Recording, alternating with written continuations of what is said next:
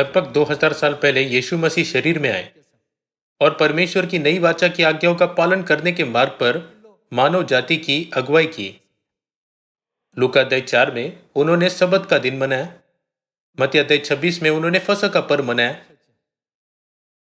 यूहन्ना अध्याय 7 में उन्होंने झोपड़ियों का पर्व मनाया।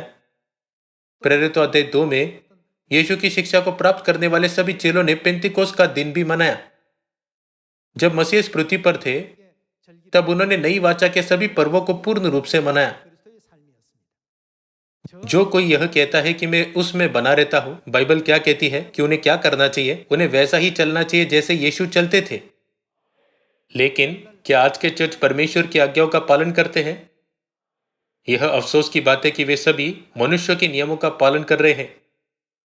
वे 10 आज्ञाओं को एक फ्रेम में या लकड़ी पर नक्काशी करके दीवार पर लटकाते हैं।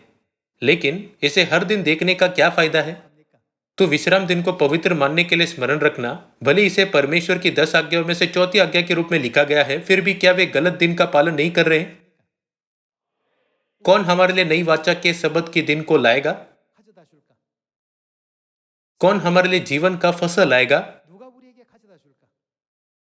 कौन इस पृथ्वी पर आकर हमें जीवन का वृक्ष देगा जो अदन की वाटिका में खो गया था? पूरी बाइबल में हजारों प्रश्न है। इन सब समस्याओं का समाधान क्या है?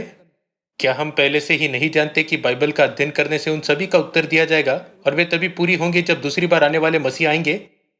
यही कारण है कि वो स्वयं अंत के दिनों में इस पृथ्वी पर आए, हमें सिखाया और केवल सियोन में नई वाचा की सभी आज्ञाओं की घोषणा की जो जीवन की व्यवस्था है।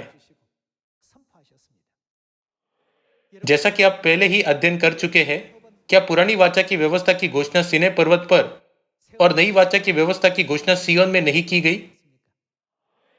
अब जबकि मानव जाति के लिए जीवन का मार्ग सियोन में स्थापित हो गया है, हम जीवन के उस मार्ग पर चलते हैं जो हमें पिता परमेश्वर के पास ले गया है। इसके द्वारा हम पिता की इस पवित्र शिक्षा का पालन करते हुए कि मैं माता का पालन करता हूं, परम पवित्र स्थान की वास्तविकता को भी जान पाए हैं। क्या हम सभी ने संपूर्ण पापों की क्षमा प्राप्त करने की आवश्यकताओं को पूरा नहीं किया? दुनिया में कई चर्च है, लेकिन चर्च ऑफ गॉड को छोड़कर उनमें से कोई भी परमेश्वर की आज्ञाओं का पालन नहीं करता है। यह आश्चर्यजनक है। प्रकाशित वाक्य अध्याय 14 आयत 12। पवित्र लोगों का धीरज इसी में है जो परमेश्वर की आज्ञाओं को मानते और यीशु पर विश्वास रखते हैं। यीशु पर विश्वास रखने का अर्थ है कि हम दूसरी बार आने वाले यीशु पर विश्वास रखते हैं। आयत के पहले भाग में भी परमेश्वर की आज्ञाओं को मानने का उल्लेख है। हम सबत के दिन की आज्ञा, फसह के पर्व की आज्ञा, 3 बार में 7 पर्वों की आज्ञा, ओढ़ने की आज्ञा और लोगों को पिता और पुत्र और पवित्र आत्मा के नाम से बपतिस्मा देने की आज्ञा का पालन करते हैं।